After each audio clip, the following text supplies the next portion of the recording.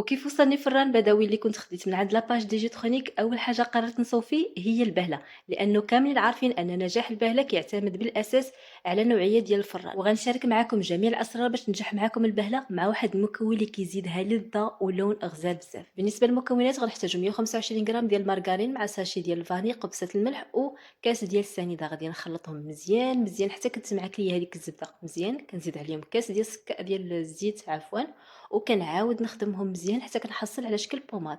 غنزيد عليهم كاس ديال الكاوكاو اللي محمر ومهرمش مع 3 معالق كبار ديال الزنجلان اللي محمرين ما مهرمشين. المكون اللي غادي يزيد البهله ديالكم اللذه وتحميره زوينه هو هاد الباكيه كبيره ديال الهناليس. غادي نطحنوها، غادي تعطيكم بالتحديد غتعطيكم كاس. كنضيف جوج خمارات.